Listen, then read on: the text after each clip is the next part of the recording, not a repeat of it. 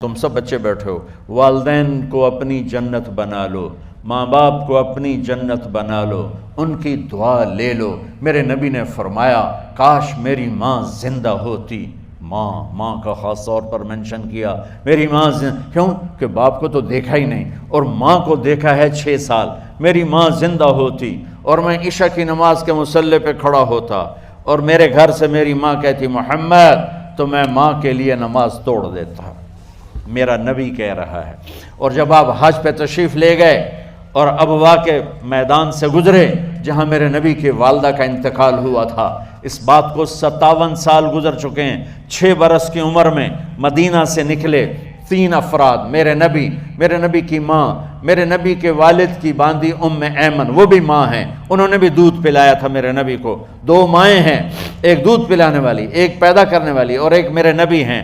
جب ابوا کے پہاڑوں میں پہنچے تو اچانک ہارٹ اٹیک سے حضرت آمنہ 25 سال کی عمر میں انتقال فرما گئیں، اور میرے نبی نے اتنا اس کا غم لیا۔ 6 سال کا بچہ، میں سن 2000 میں وہاں گیا تھا، میرے آنسو نہیں رکنے کو آ رہے تھے کہ کہاں میرے نبی کی ماں کو اللہ نے اٹھایا، نہ کوئی آسرا، نہ کوئی سہارا، نہ کوئی رشتہ، نہ کوئی جھولی، نہ کوئی چھاؤں، ایسے تنہا یتیم کر دی۔ جب ان کو پتھروں میں دبا کے نیچے اترے، ایمن کو سے ہاتھ چھڑا کر بھاگے اور اوپر پہاڑی پہ چڑھ گئے۔ جب ایمن پیچھے گئیں تو ایمن نے کیا دیکھا کہ ابوا کے پہاڑ بھی رو رہے ہوں گے، آپ ماں کی قبر کو چمٹ کے ایسے اوپر لیٹے ہوئے تھے، قبر کو پکڑا ہوا تھا، اوپر لیٹے ہوئے تھے۔ جب ایمن قریب آئیں تو سنا آپ کہہ رہے تھے اماں جی، آپ کو تو پتہ تھا آپ کے سوا میرا کوئی نہ تھا، آپ مجھے چھوڑ کے کہاں چلی گئی، کیوں چلی گئی؟ 6 سال کا بچہ پہلی موت دیکھ رہا ہے تو ان کو سمجھ میں نہیں آ رہا کہ میری ماں کے ساتھ ہوا کیا ہے۔ ایمن نے اٹھانا چاہا، آپ نے اٹھنے سے انکار کر دی۔ اس صدمے کو سینے میں لیے ہوئے 57 سال کے بعد، 7ویں دن بندہ رو نہیں سکتا، رونا ہی چاہے تو رونا نہیں آمدا، 57 سال کے بعد آپ اس وادی سے گزرے، آپ نے اونٹنی کو ماں کی قبر کی طرف موڑ دیا، اور ان پلرز کو 3 گنا کرو تو وہ پہاڑ بنتا ہے، چھوٹی پہاڑی تھی۔ اونٹنی کو نیچے بٹھایا، اوپر پہاڑ پر گئے، اور یہ مجھے دیکھو، یوں آپ نے گھٹنے کھڑے کیے ماں کی قبر کے سرانے، اور یہ ہاتھ یہاں رکھے، اور پھر سر دیا اپنے گھٹنوں میں یوں، پھر رونا شروع کیا۔ اتنا روئے، اپریل کا مہینہ تھا، دھوپ سر پہ پڑ رہی تھی، ہم تو ٹھنڈی دھوپ میں بیٹھے ہیں، شدید دھوپ میں بیٹھے تھے، اور اس کنڈیشن میں یہ بچوں کا سٹائل ہوتا ہے، جب لمبا رونا ہو تو وہ یوں بیٹھتے ہیں سر اندر دے کر۔ اتنا روئے کہ آپ کی داڑھی ساری آنسوؤں سے بھر گئی، سینہ تر ہو گیا، احرام تر ہو گیا، اور کئی گھنٹے بیٹھ کے روتے رہے۔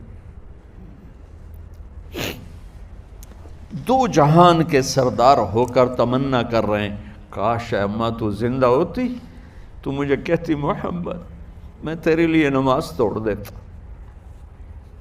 اور میرے نبی نے، یہ بچیاں غور سے سنو، میرے نبی سے پوچھا گیا یا رسول اللہ قیامت کب آئے گی؟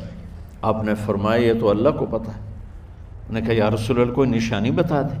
تو آپ نے فرمایا جب بچیاں ماؤں کو ذلیل کریں گی تو قیامت آ جائے۔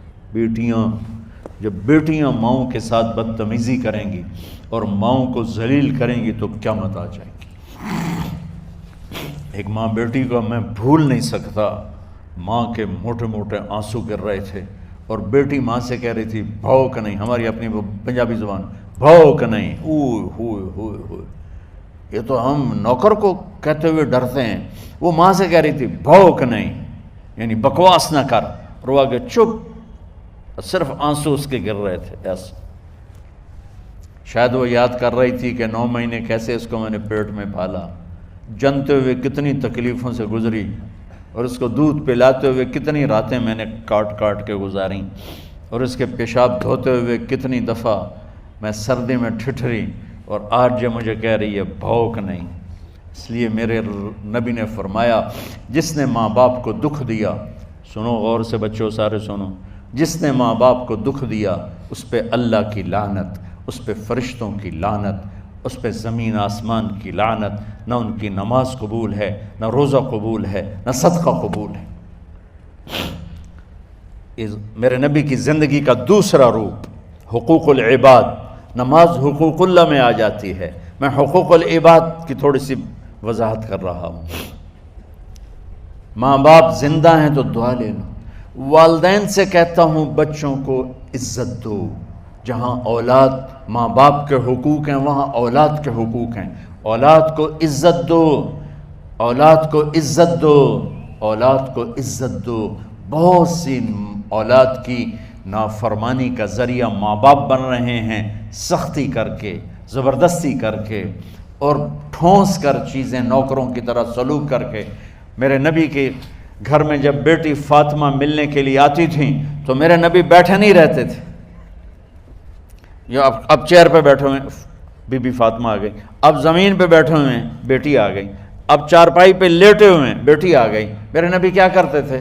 کھڑے ہو جاتے تھے، کھڑے ہو جاتے، ایک دم کھڑے ہو جاتے تھے، اور پھر کھڑے نہیں رہتے تھے، تیزی سے آگے بڑھتے تھے اور حضرت فاطمہ کا ہاتھ پکڑ لیتے تھے۔ یہ والدین غور سے سنو، حضرت فاطمہ کا ہاتھ پکڑ لیتے تھے اور ہاتھ پکڑ کے مجھے دیکھو یوں بوسہ لیتے تھے، بیٹی کا بوسہ لیتے تھے، پھر ہاتھ چھوڑتے نہیں تھے، ہاتھ پکڑے پکڑے لاتے لاتے لاتے ان کو چارپائی پر پہلے بٹھاتے تھے پھر خود بیٹھتے تھے۔ یہ باپ اور رسول ہو کر بیٹی کو یہ عزت دیتے تھے۔ پھر وہ جنت کی عورتوں کی سردار بنی، پھر وہ جنت کے سرداروں کی ماں بنی، پھر وہ اللہ کے شیر کی زوجہ بنی۔ تو والدین سے کہتا ہوں کہ اپنے بچوں کو عزت دو، عزت دو، عزت دو، عزت دو۔ پھر آپ سے زندگی کے بڑے فیصلے ہیں شادی۔ اب لوگ اکٹھے پڑھتے ہو لڑکے لڑکیاں، اپنی شادی کے فیصلے خود نہ کرو، اپنے ماں باپ کے حوالے کرو۔ اس میں شرافت بھی ہے، اس میں برکت بھی ہے، اس میں رحمت بھی ہے، اور اس میں والدین کی دعائیں بھی ہیں۔ کورٹ میرج کو ہوا نہ دو، boyfriend girlfriend culture ہمارا نہیں ہے۔ میرے نبی کے طریقے میں مرد اور عورت کا صرف نکاح سے تعلق ہے، اس کے علاوہ سب جہنم کی آگ ہے۔ اور والدین سے کہتا ہوں کہ اپنے بچوں سے پوچھ کے رشتے کرو، زبردستی مت کرو۔ میرا معاشرہ بہت سنگین قسم کے جرم کا شکار ہے، بچوں پہ مسلط کر دیتے ہیں، ایتھے ہی کرنی ہے، ایسے جٹائیں چی کرنی ہے، بٹائیں چی کرنی ہے، پتہ نہیں آئے کتوں ہیں جٹ بٹ۔ چلو تم ناراض نہ ہو، راجپوتائیں چی کرنی، میں راجپوت ہوں، میں اپنی قوم کو بھی رگڑ دیتا ہوں، راجپوتائیں چی کرنی، اگاں کرنی ہی کوئی نہیں۔ یہ ظلم و ستم اولاد پہ مت کرو، اپنی بچی سے پوچھو، اگر بیٹی ہاں کرے تو پھر قدم اٹھاؤ، اگر بیٹی کہہ دے میں نہیں کرنا چاہتی تو وہ نافرمان نہیں ہے۔ اللہ کے واسطے میری سنو، صرف تم نہیں سن رہے ہو، اس کیمرے سے لاکھوں کروڑوں لوگ سن رہے ہیں۔ اگر بیٹا یوں کہہ دے کہ ابا میں نے یہاں شادی نہیں کرنی، میرا جی نہیں چاہتا ہے، تو وہ بیٹا نافرمان نہیں ہے، فرما بردار ہے، اس نے شریعت کا حق استعمال کیا ہے۔ اب ایسا ظلم مت کرو کہ نہیں اتھے ہی کرنی ہے، اتھے گھروں نکل جا۔ زندگی تم نے تو نہیں گزارنی، زندگی تو بچے نے گزارنی، میں قربان جاؤں۔ ایک حدیث سنو پہلے، پھر اگلی بات سناتا ہوں۔ ما تزوجت وما زوجت الا بوحی من السماء نزل به جبریل۔ لوگو سنو، میں نے جہاں شادی کی، میں نے جہاں بیٹی کی شادی کی، پہلے آسمان سے جبریل فرشتہ اللہ کا حکم لے کر آیا، پھر میں نے قدم اٹھایا۔ سمجھ گئے میری یہ بات؟ سمجھ گئے سارے؟ اب اگلی سنو۔ حضرت علی فاطمہ کا رشتہ لینے آ گئے اور جبریل ان سے پہلے آ گئے کہ یا رسول اللہ فاطمہ علی کے لیے ہے۔ باپ محمد مصطفیٰ جیسا ہے، رشتہ مانگنے والا علی جیسا ہے، اور بیٹی فاطمہ جیسی ہے۔ اور آپ پوچھتے ہیں علی کیسے آئے؟ وہ شرم کی وجہ سے کچھ کہہ نہ سکے، چپ۔ آپ کو تو پتہ تھا، آپ نے فرمایا فاطمہ کے رشتے کے لیے آئے ہو؟ کہا جی۔ تو جبریل تنال بیٹھا ہوا ہے کہ یا رسول اللہ اتھے ہی کرنا ہے، آپ نے ہاں نہیں کی، آپ نے کہا انشاءاللہ، اور یہ کہہ کر اٹھ گئے۔ انشاءاللہ نبی کا ہاں ہی ہوتا ہے، لیکن جبریل کے آنے کے باوجود اور اللہ کے کہنے کے باوجود میرے نبی کو بھی پتہ ہے کہ یہ رشتہ یہاں کاتب تقدیر نے لکھ دیا ہے، لیکن امت کو سبق سکھانے کے لیے آپ گھر تشریف لے گئے۔ بیٹی فاطمہ کہ جی یا رسول اللہ، کہا علی کا رشتہ آیا ہے، میں ہاں کر دوں؟ سبحان اللہ۔ میں اپنے دیہاتی بچیوں پہ مجھے رونا آ گیا کہ جنہیں پتہ ہی نہیں ہوتا سانو کہیں نال بندے پہ جانور ہے یا انسان ہے۔ علی جیسا داماد، چلو علی کو چھوڑو، فاطمہ کو چھوڑو، جبریل آیا بیٹھا ہے، جبریل آیا بیٹھا ہے۔ اس کے بعد فاطمہ سے پوچھنے کی کیا بات؟ جبریل آ کر کہہ رہا یا رسول اللہ، اللہ کہہ رہا ہے فاطمہ علی کے لیے ہے اور علی فاطمہ کے لیے ہے، اور پھر آپ کہتے ہیں بیٹی فاطمہ ہاں کر دو۔ ہماری تو آج کی بیٹیاں انکار نہیں کرتی، چپ کر کے گاں ماش طرح بن چھڑ دن کلے نال۔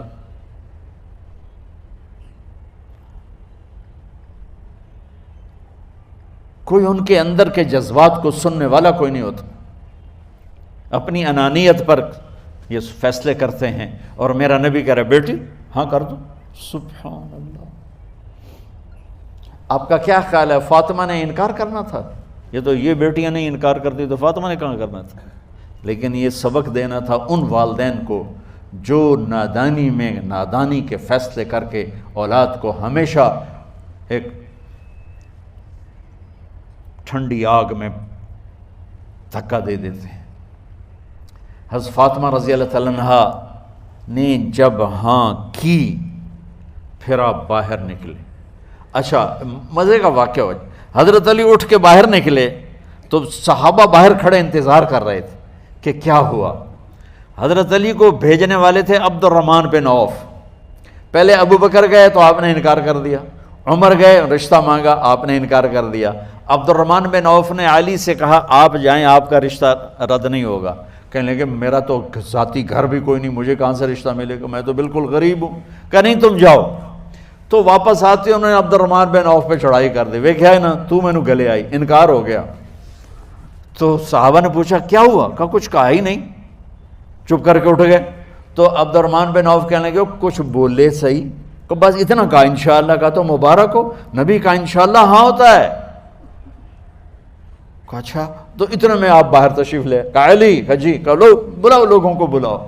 ساری مسجد بھر گئی، آپ کے ساری مسجد فل ہو گئی۔ آپ ممبر پہ کھڑے ہوئے علی کو سامنے بٹھایا، کہا لوگو یہ جبریل میرے پاس اللہ کا پیغام لائے ہیں کہ میں فاطمہ بنت محمد کا نکاح علی کے بن ابی طالب کے ساتھ کر دوں۔ پھر آپ نے خطبہ پڑھا اور کہا کہ علی، ہائے ہائے ہائے، میں نے فاطمہ بنت محمد کو 400 درہم مہر کے عوض تیرے نکاح میں دیا، تو نے قبول کیا؟ حضرت علی نے زور سے نعرہ لگایا میں نے قبول کیا، اور سجدے میں چلے گئے، اللہ کا شکر کا سجدہ ادا کیا۔ پھر میرے نبی نے وہیں سارے مجمع کو شہد کا شربت پلایا اور تازہ کھجوریں کھلائیں، اور پھر جب رخصتی ہوئی تو آپ نے حضرت علی سے فرمایا کہ آپ آ کے لے جاؤ۔ پھر آپ نے حضرت ام سلمہ، حضرت حفصہ اور جناب حضرت عائشہ رضی اللہ تعالیٰ عنہ، ان تینوں کو بلا کر فرمایا تمہیں پتہ ہے نا مجھے فاطمہ سے کتنا پیار ہے، تو تم فاطمہ کو دلہن بناؤ، اس کی تیاری کرواؤ، اسے دلہن بناؤ۔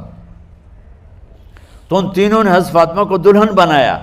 پھر آپ نے حضرت علی کو پیغام بھجوایا، وہ تشریف لائے، اپنی اونٹنی لے کر آئے، حضرت عقیل ساتھ ہے، سلمان فارسی ساتھ ہے، اور دروازے پر اونٹنی بٹھائی، آپ علی کو اندر لے گئے اور یوں فاطمہ کا ہاتھ پکڑ کے علی کے ہاتھ میں دے کر فرمایا علی تمہیں نبی کی بیٹی مبارک۔ سبحان۔ پھر آپ نے کہا میری بیٹی فاطمہ، مجھے اپنے خاندان میں جو سب سے زیادہ محبوب تھا میں نے تیرا ہاتھ اس کے ہاتھ میں دے دیا ہے۔ والدین سے کہتا ہوں اپنے نبی کی زندگی پڑھو۔ میرا درد ہے کہ ہماری ثقافت میں اسلام داخل نہیں ہوا، ہمارے عبادت میں اسلام آ گیا، بہت سارا مجمع مرد عورتوں کا نمازی ہے، حاجی ہے، عمرے کرتے ہیں، لیکن ثقافت میں نبوت کی جھلک دکھائی دے، ثقافت میں اللہ کا نبی دکھائی دے، وہ نہیں ہے۔ زندگی بیت گئی اس انتظار میں، مدت سے لگ رہی تھی لب بام ٹک ٹکی، تھک تھک کے گر گئی نگہ انتظار آج، پتہ نہیں کب صبح ہوگی۔ چلو کہتے تو جائیں مجھے ہے اگرچہ بت ہیں جماعت کی آستینوں میں، مجھے ہے حکم اذان لا الہ الا اللہ۔ والدین کے ذمہ ہے اولاد کو عزت دینا، ان کے سب سے بڑی خواہش میں ان کا احترام کرنا کہ زندگی انہوں نے گزارنی ہے، اور آپ کے ذمہ ہے والدین کے آگے سر جھکا دینا۔ اللہ کے واسطے کورٹ میرجز اور خفیہ شادیاں یہ نہ ہماری ثقافت ہے نہ یہ انسانیت ہے۔ ہمیشہ دکھ دردوں میں زندگی گزرتی ہے کہ اصل زندگی تو موت کے بعد آنے والی ہے۔ تو والدین پڑھیں شریعت کو، اولاد بھی پڑھے اپنے نبی کی زندگی کو۔ ایک شخص حضرت عمر کے پاس آیا ایک بیٹے کو لے کر، کہا امیر المومنین یہ میرا بیٹا بڑا نافرمان ہے اور مجھے بہت تنگ کرتا ہے۔ حضرت عمر کے پاس لاٹھی ہوتی تو انہوں نے یوں اٹھائی، وہ کہنے لگا حضور معافی دیا جائے، ایک میری گل سن لو۔ آپ نے فرمایا کیا؟ کہنے لگا ماں پیو دے بڑے حق ہیں، بالکل ٹھیک ہے، پر کوئی ساڈا حق بھی ہے ماں پیو تے؟ آپ نے کہا ہاں۔ آپ نے کہا ہاں۔ کہنے لگے ذرا وہ بتا دیں۔ کہا پہلا حق ہے اچھی ماں تلاش کرے، نیک عورت تلاش کرے۔ دوسرا حق یہ ہے نام اچھا رکھے۔ تیسرا حق یہ ہے اس کو قرآن کی تعلیم دے۔ کہا جی پھر سن لو حضرت جی، میرے پیو کو پوچھو اس حبشی عورت نال شادی کر کے مینوں حبشی ماں دیتی، انہوں کوئی عرب ماں ہی نہیں لتی۔ میرا پہلا حق اس مارا ہے۔ دوسرا سن لو، اس نے میرا نام جولان رکھا ہے، جولان گندگی کے کیڑے کو کہتے کہ اس نے میرا نام جولان رکھا ہے۔ اور تری سن لو، اس آج تے مینوں قرآن دی شکل نہیں وکھائی، حضرت عمر ہوئی سوٹا ہو دے سر تے پھیر دے کہ پہلے تیری مالش کراں پھر ایدی کر سکتا۔ تو آج کے والدین بھی اپنی اولاد کے بارے میں بہت بہت بہت غافل ہیں، اور اولاد کا بھی حال یہی ہے، چونکہ ماں کیا ہے، باپ کیا ہے، اولاد کیا ہے، یہ شریعت، یہ قرآن بتاتا ہے، یہ میرے نبی کی زندگی بتاتی ہے۔